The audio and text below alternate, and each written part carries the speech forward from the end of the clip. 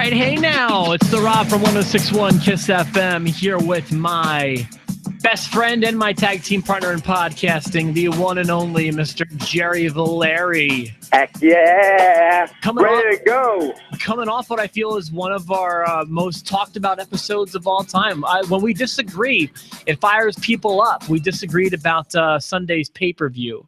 What's funny is you ask people, are you Team Jerry or are you Team Rob? Because I gave it a B, you gave it a D. We disagreed on some things. Here's the thing. Nobody answered the question. The post-show, everybody was fighting and arguing and disagreeing and coming up with new ways to insult New Day, but nobody answered our question, and at one point, like, everything we talked about became completely irrelevant. From what I was reading, it seems like people's opinion were in between mine and yours. I saw a lot of C's. Yes. So maybe people just had their own opinion. I'd be willing, I kind of said last night, I'd be willing to go as far as a C- maybe. But really, the show didn't leave a great taste in my mouth. Yeah, I don't know. I liked it, but again, as we established yesterday, I missed about an hour and a half of it. Yeah, but that honestly, if you think about it, that will have an impact on your enjoyment of the show. Right. Right. I mean, for me, I saw Hell in a Cell, and then I saw another Hell in a Cell, and then I saw a cruiserweight match. It was pretty good. Yeah. And then I saw another Hell in a Cell, and I was like, boy, I'm set. Yeah, and you definitely retain what you see. Like you oftentimes, you can sometimes recall what happened more than me, and a lot of the times, maybe that's because I'm watching twice as much as you, but sometimes it doesn't stick with me. And this goes to show that their shows really need to be less time. Right. Well, the pay-per-views have always been 3 hours, and that meant more when Raw wasn't also 3 hours. Yeah, they're not as you're exactly right. They're not as special, and I might be more apt to not get pissed when it goes 3 hours and 15 minutes if I wasn't already drowning in wrestling to watch. There's so much you can't even do it. You can't do it all. By the way, I will probably be watching SmackDown Live tonight, so we might be able to get an episode tomorrow. But if you can't, I understand. I might. I'm shocked that I got Raw in because last night was Trick or Treat City at our house, and it was a lot of trick-or-treating, and it's basically kid version of Cocaine Binge. Yeah. It was like I had two Charlie Sheens with me, and they went around town getting coked up, and then they came home. And so I didn't think I was ever going to get to sleep. Did you go out, or were you manning it from the home? No, we're stupid because we both like our kids, so we both go trick-or-treating, and we put a big bin of candy, and I won't let Kelly do the stupid Smarties or bad candy. I don't want to get egged, so we get good candy, put it in the bin with a please take one. Every time we come home, the bin's completely empty, and our neighbors still have candy, so I know somebody's getting fat. I'll tell you, lately it's been me. Yeah, I didn't even steal your candy.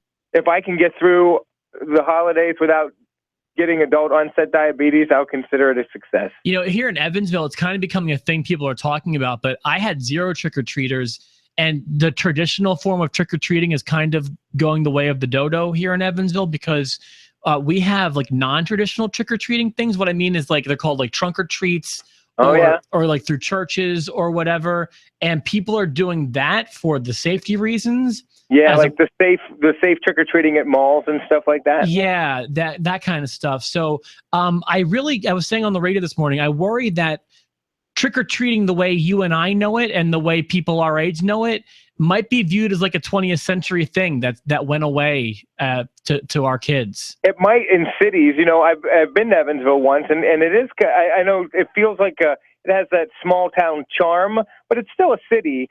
Whereas, State College, Pennsylvania, we live in the suburbs, and it's still alive and well in our neighborhood. But my mom was in a great neighborhood, and she said it's like close to nobody. Whereas when I was growing up, it was nonstop. You couldn't even close the door. Right. So I just worry that that's going away. But there could be other factors, like maybe our neighborhood's just getting older. But I mean, I feel like sending your kids trick-or-treating by themselves in the 80s and 90s was not irresponsible. Doing it today, it kind of could be considered that. Yeah, depending on where they are and what the neighborhood's like and the people that they're surrounded with. Absolutely. Like, I'm with my kids and I won't take my eyes off them. And I know there are some 10 and 11-year-olds that still trick or treat with their parents. When I was 10 or 11, I was out on my own. But yeah, me too. Maybe I'm a helicopter dad, but I don't think so. No, it's different. I think that you're just making a good decision. And when my mom let me do it, I don't think it was a bad decision. But if she were to let a 10-year-old do it today, I would be like, it's a different world now. But when I was 13 and 14 and my parents and I was out doing stuff, it was a bad decision because I was drinking in the woods and throwing eggs at houses. Like, they should have kept an eye on me. And I was the guy stealing your candy from anytime I saw one of those dumb families that left the candy out, please take one. It was a wishing well for me. And I was one of the dumb families last night. Let's talk about wrestling. All right, let's do it. Raw was very Halloween-y last night. Loved it. Yeah. Anytime they did that, I thought it was well received. In fact, I felt like it was more heavy towards the beginning. It kind of dwindled throughout the show. I almost could have used more of it, but I feel like WWE, WWF has never had a bigger focus on Halloween than they did last night. I loved the trick or treat fight. Okay, I have thoughts about that. They're mixed. Like, it was hokey, but it was great, and they picked the right teams to do it because they picked Enzo and Cass, who came out dressed in costume, which I thought was brilliant. I thought they were great. Yeah, and the club whose whole shtick now is no fun. So, like, I thought it was good. That's true. When it comes to Enzo and Kaz, my thoughts were they looked great. I love just seeing them dressed as the Toy Story characters was really funny to me. I really appreciated the focus on Halloween. I noted that the trick or treat fight felt very Attitude Era to me. That's neither praise nor criticism. It just felt Attitude Era. It's my favorite era, but it's also 20 years ago. It also made me feel like, and I'm curious as to this, when you combine yesterday's show with Hell in a Cell, it made me feel like despite picking up a victory, Enzo and Cass are kind of headed down Jabroni Drive. Oh, you think? I hope you're wrong, I hope I'm wrong too, but I really feel like they're going to be booking them to be not serious contenders in the future. I think that you're half right. I have the feeling about 50% of that team. I think you're half right. I think Enzo is maybe Jabroni Drive material, especially since, like, he couldn't even win the street fight. He needs Cass's help at all times. I think Enzo did win the street fight. No, he won it, but he won it after Cass started kicking people in the face and putting pumpkins on their heads and helping him. He needed help. I'm going to be honest with you here. I don't think a lot of people do, and I bet you a lot of people are going to disagree with this thought. I don't think Cass is championship material, and I'm not sure they view him as championship material, and I'm not positive that that's where they're going to go with him. And I think that if they split them up, it's a bad move, and I don't think they're going to make a champion between the two of them solo. I agree with you on every point except what you think about the back. I feel like the back. The back. I feel like the back loves him, and I think they do see him as championship material because of his size. And I think that I wouldn't be surprised at some point. But I also think it would be a terrible idea to disband them. I think it would hurt the product. It would hurt the team. Enzo would not thrive without Cass. They're stronger together than apart. And I don't think he's championship material either. I agree with all of it, except I think that you're underestimating Vince's love for the big guy. Okay, you are looking at it too practically, in my opinion. I don't think Cass will make it on his own. I think Enzo would have the better shot, and I'll explain why. There are some people that they have, and this has been consistent throughout time. There are some people that are just out there to put smiles on kids' faces. There's always been people like that, whether it's Santino Morella or whether it's Godfather, or there are some people who are not there for the wrestling ability. They're there to put smiles on kids' faces. That's Enzo Amore. Yeah, it's Enzo, but right now it's Enzo and Cass collectively. Yeah, I mean, I love them as a team. I think it's great. I didn't see Jabroni Drive last night. I saw Singapore canes that looked like candy corns. and I saw pumpkins. Even the biggest pumpkin was too small for Luke Gallows' head. Like, I just enjoyed it. I enjoyed it. And when I say Jabroni Drive, I just mean that they're going there. They're not there yet. So yeah, that's my take from that. And I love this segment.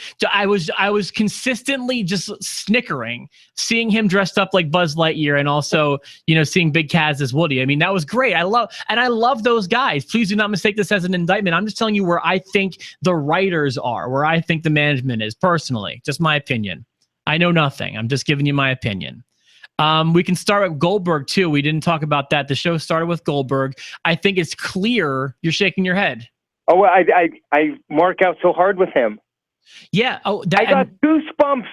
His entrance opened up Raw, and it literally gave me goosebumps. I tried to take a picture of them, but the goosebumps went away before I got the picture out. I got goosebumps. He didn't get to talk, but before Heyman came out, I was just like, this is. I'm just digging it. I understand the match is going to blow, but I'm so digging this Goldberg thing. I'm happy about it. It makes me happy. That's good. Yeah, and you should be. And he got a chance to talk a little bit. I think it's inarguable that this segment this week went better than the segment last week. Yeah, because they're finally addressing the fact that fans aren't doing exactly what Paul Heyman wants, and he's just got to roll with it. I don't know. Last week was a nightmare. Paul Heyman, this time it was much better. And bringing out Rusev, I thought was cool. I think it was a mistake to give the spear and the jackhammer before Survivor Series. Do you think that they did that to, make sure he can do it? No, I think they did it to pop the crowd, especially after they may have lost some people last week. Right. But I would have waited for. I think you could have them mix it up with Rusev and then have Rusev chicken out before, or I would have actually had Rusev maybe escape the jackhammer. But I thought the jackhammer looked ugly, and I thought the spear looked ugly personally. They weren't bad, just ugly. He was just brawling with Rusev, and he fell down. I was like, ooh, you need to work some rust off. I think that's what they're doing, is they're working rust. I was afraid they were going to give Goldberg a match. And I was like, no. He doesn't get a match. Have him do fake matches in the back when no one's watching.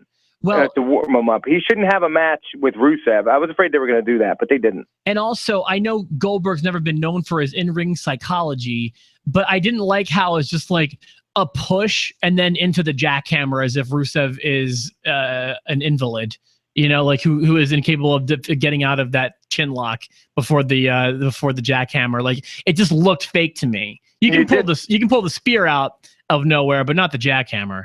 I know. You just kind of have to let it roll, I guess. That's what they're going to do. I'm looking forward to Paul Heyman in the neck brace.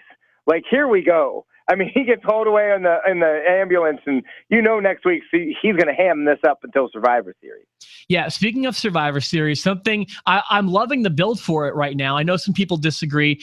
I am having one hard time with something. Something is happening on both shows that's annoying me, and this is year for year. Anytime they have multi-team matches or whatever, but I find it annoying that they keep portraying the spots in the Survivor Series match as coveted. I think that in real life, no one would consider that a coveted spot, being part of a 20-man tag team. Right. Well, I think they want to, in a way they do, because you're representing your brand and you're getting to fight the other guys. And there are ways that you can spin it. I get it, though. I mean, I don't understand, if you really want to look realistic, if Raw wants to put the best team together, they don't make Braun Strowman work for it. They put him in. Right. That's what I'm saying. So the way that these people are entering the matches is annoying to me.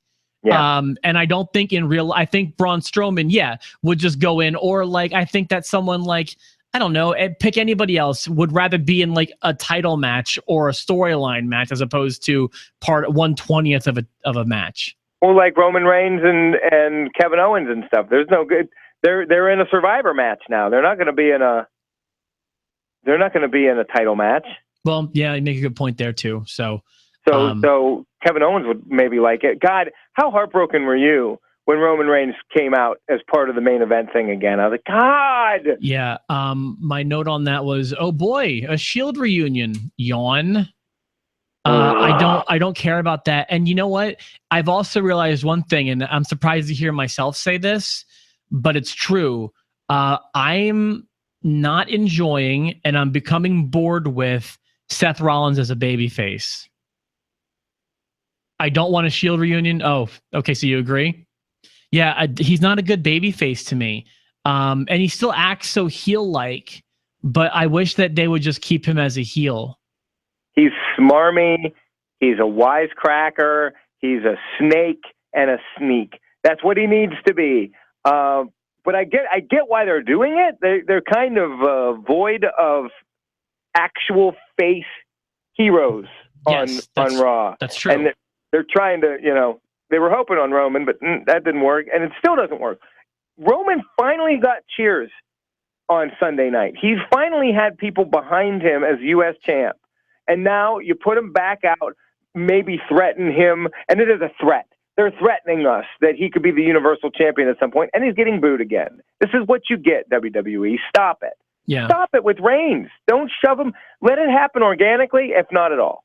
Yeah, and none of that. So when you're threatening us, not only are you threatening us with the threat of having him be Universal Champion again, you're threatening us to having him be both Universal and US Champion. Like that's even worse than US. I'm sorry, it's even worse than Universal. I knew it was going to happen. I watched Raw Talk yesterday because I was bored, and I watched it, and he was on after Hell in the Cell, I guess, and he was like, I got big, broad shoulders, and there's room for another championship, and I was like, oh my God, really, you idiot? Here we go again. I just start liking him, and he makes me hate him again. That's the way it goes with him. It drives me crazy. I agree. I thought New Day had some brilliant costumes last night. Loved the costumes. They didn't even need to acknowledge them. You could just know that they're Charles Wright costumes or whatever the guy's name was who portrayed Godfather, and Papa Shango. That was so funny to me. That was just great. And just for the people that do participate after post to post with the post show and you write things, for those of you that don't like New Day or think they're boring, they're lame, or mute the television when you're on, you make as little sense to me as people that put ketchup on their eggs. Like, I don't get it. I'll never understand it, and it kind of makes me sick. I don't understand it. I don't understand how you can watch. I understand that New Day maybe needs to change it up a little bit, and it can be a little stale. But to say that they're awful, like they are far from awful. Like, it makes no sense. It's like when listeners threaten to change the station and never listen again. There's nobody muting the screen when New Day's on. No one's muting the television. They said they did. I know they said that, but they also say they're never going to listen again. And then they hear the next day when I make fun of them, clearly, because they complain. Yeah, so no one's muting the TV when New Day comes on, in my opinion. So I liked that. I thought the line of the night, it's always a subtle one that I bet people are missing from Chris Jericho. I have a line of the night from Corey Graves. All right, what do you got? It was during the trick or street fight when Anderson takes all the pumpkin guts and he shoves them in Enzo's face, and Corey Graves goes, "Well, it's better than drinking the water in New Jersey." I just anytime you take a shot at Jersey, I'm in. Corey Graves, I'm going to go ahead and say is maybe, I don't want to say he's growing on me, but he's not getting worse. He's getting better. And so is Saxton. Saxton, no, their rapport together is definitely getting better. It's more what I think the WWE had in mind weeks ago when they started having them be a little contentious, but it's not as like, I'm a bad guy and I'm not. It's a little more subtle now. I did kind of appreciate Saxton's pajamas. I loved it, and I loved that Graves kept calling him, "You're a giant baby. You're dressed as a giant grown baby." I don't want to like those two, but I might be warming up to at least Corey Graves. Right. So, what was the line of the night on your side? He's talking to Mick Foley in the ring, and they're talking about how Foley had his last Hell in the Cell match in Hartford. Yeah, but he knew that if he said it was here in Hartford, he'd get cheered. So he just threw the word stinky in. Stinky Hartford. And see, the quote was, it took place right here in stinky Hartford, Connecticut. And just choosing the word stinky because he knew Hartford would get a pop. He didn't want to pop. He didn't want to pop, right, because he's a heel. So he threw stinky in to remind us that you shouldn't cheer for this. I love that. He's brilliant. Yeah. He really is. But it's always something subtle that I don't think everyone else is picking up on that I just claw on. I'm like, oh my God. He said stinky Hartford, Connecticut. I love it. There was a moment where on Raw Talk after the Hell in the Cell, it was actually worth watching because there was some funny stuff. When Kevin Owens and Jericho came out, and Lawler had been on the table for a while, and then Jerry Lawler left. But he left his phone, and Kevin Owens, and it was completely unplanned. It's just you watch Jericho lose it, legitimately laugh hard and lose it, because Owens is like, oh, and now I have Jerry Lawler's phone. And Renee Young says, I wouldn't look, I'd be afraid to look through that. And Jericho just started laughing because of all the nude photos and stuff that he's rumored to have on his phone. I thought that was funny. Yeah, I guarantee you, if anyone's got a whole folder full of nudies, it'd probably be someone like Lawler. It's the king. It's the king. Oh, look, there's Seth Rollins' penis right here on Jerry Lawler's phone. I've seen that. It's impressive. It's not bad. He had a good day. He was having a good hang day. That's a hang day. But he also shot from above. I mean, he did all the camera tricks too to make it look good. But yeah. Well, if you're going to take a picture like that, you've got to treat your penis like Beyonce. You've got to have the right lighting, and you've got to have a wind machine, and get the makeup there going, and wardrobe's got to be perfect. I mean, you can't just walk on stage.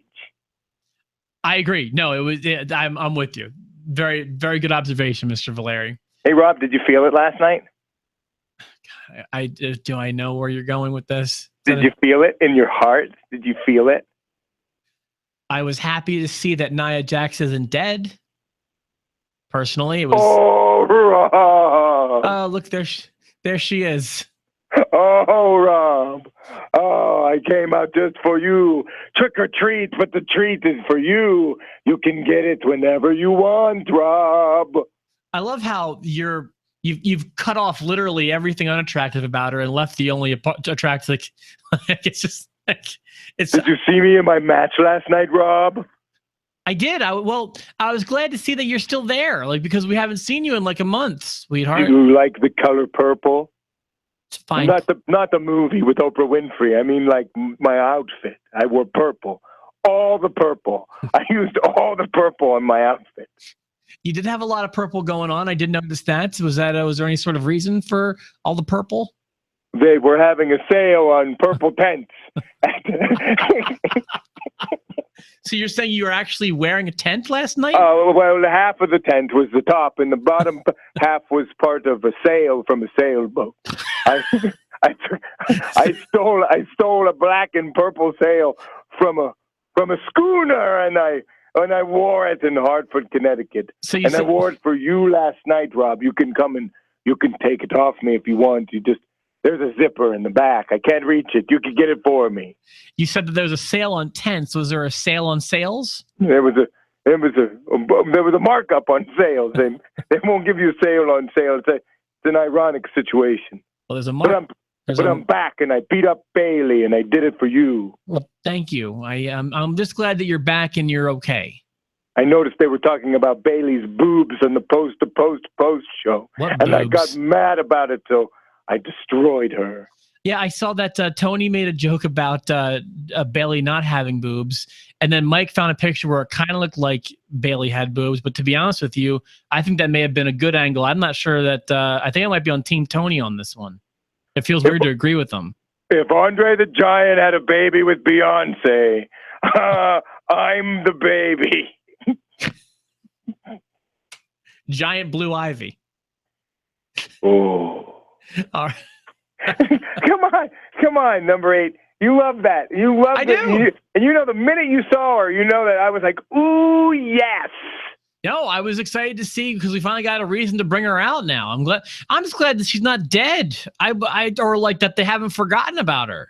She I don't know, man. I don't know what the deal is with like they pushed her to the moon kind of they were giving her the destroyed jobber thing. that they're giving Braun Strowman, and then they just pulled her from television. I don't know why. Although my second note about Nia Jax is, and this is going to be another controversial one because I know that the post show thinks that Charlotte's really dangerous. Charlotte sucks. Charlotte's boring. Some of those things may be true. I still think Charlotte is the premier female worker in the business. I don't think she's boring. I thought her entrance last night was awesome. I think she's awesome. I do think that, like, so maybe it's a Sasha problem. After talking to you yesterday, maybe it's just she falls in a really gross way. Maybe it's her. Nothing that Charlotte did on Sunday was dangerous. SummerSlam is a different story. Last night, I think Charlotte, 2 nights ago rather, I think Charlotte protected her at Hell in the Cell. So what were you going to say about Nia? Just that, I'm happy to see Nia, and I know that the post show hates Charlotte. I don't. I think if I could only draft one woman, I'm drafting Charlotte. Not Nia? No, not Nia, not yet. Nia's got potential, but she's only had like 4 matches on TV.